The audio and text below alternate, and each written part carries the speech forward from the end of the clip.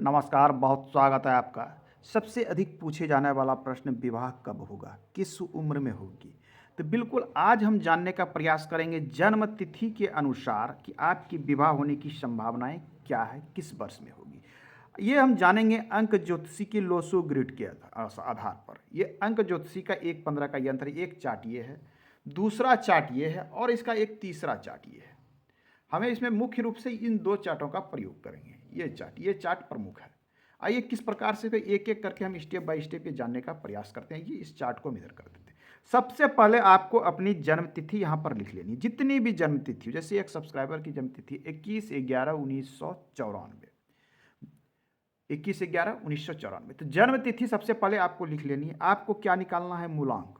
बहुत ही शॉर्ट में बता रहे हैं, बिल्कुल स्पष्ट।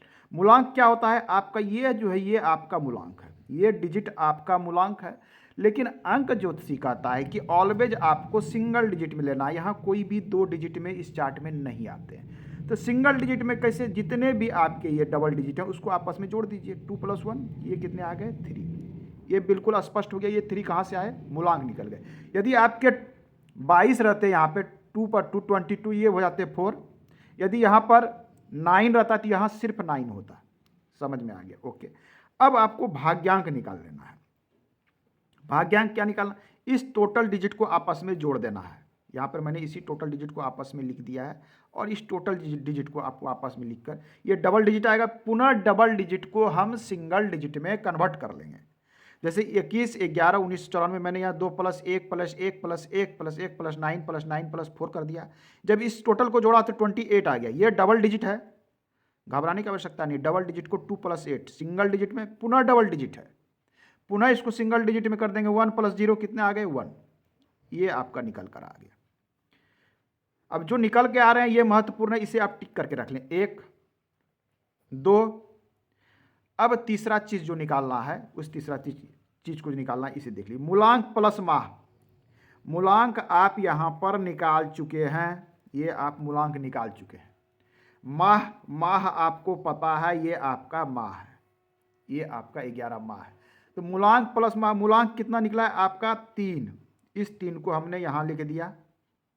माह कितना है आपका? 11वां महीना, इस 11 को यहां लिख दिया। चीजें स्पष्ट हो गई। अब इनको आपस में योग कर देना है। 3 + 1 + 1,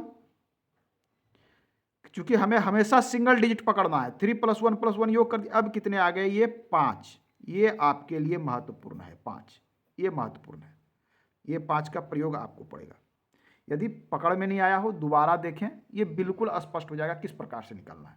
जब आप मूलांक माह निकाल लिए, मूलांक, ये दो चीजें आपके लिए अधिक इंपॉर्टेंट है। इसकी आवश्यकता, ये मैं मिटा देता हूं, इसकी आवश्यकता नहीं पड़ेगी। आपको आवश्यकता पड़ेगी, जिसकी आवश्यकता पड़ेगी वो घेरा हुआ है।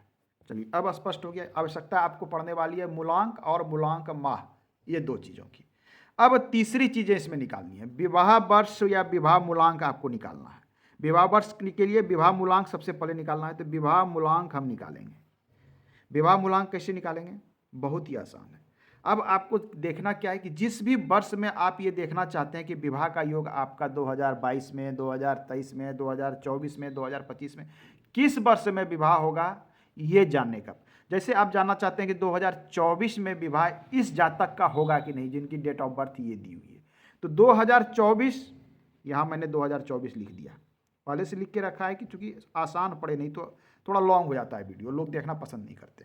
तो 2024 सबसे पहले लिख दिया। 2024 में हम चेक कर रहे हैं। तो अब क्या करना है? मूलांक प्लस माह जो निकला, ये 5 को भी इसमें जोड़ देना है। जोड़ने की पद्धति क्या होगी? वही पद्धति होगी, टोटल डिजिट को आपस में जोड़ देना है।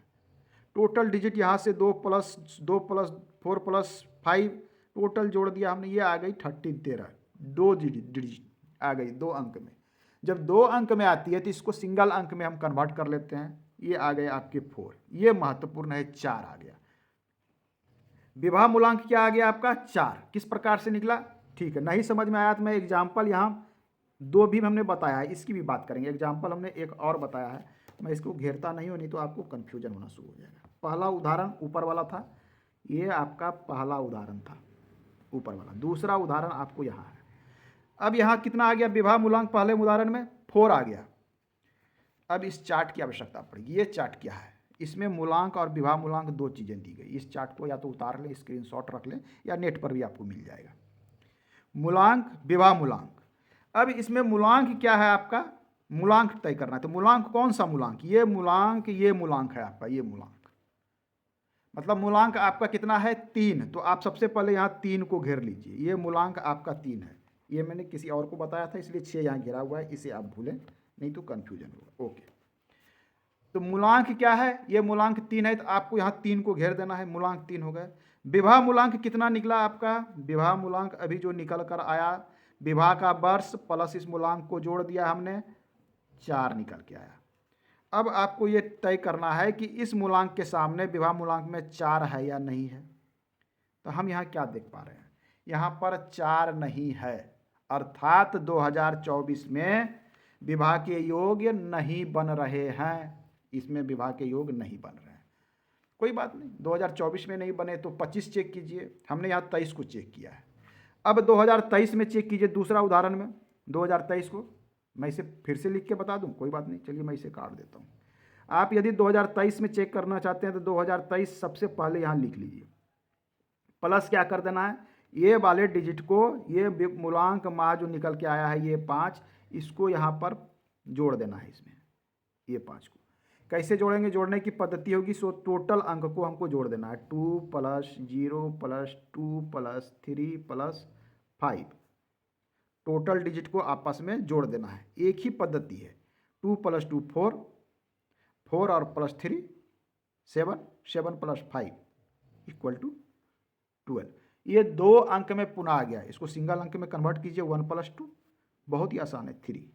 ये आपके लिए 3 महत्वपूर्ण है, हमने आपको कैलकुलेशन करके दिखा दिया, यहाँ पे कैलकुलेशन किया हुआ था लेकिन आपके समझ में आएगा।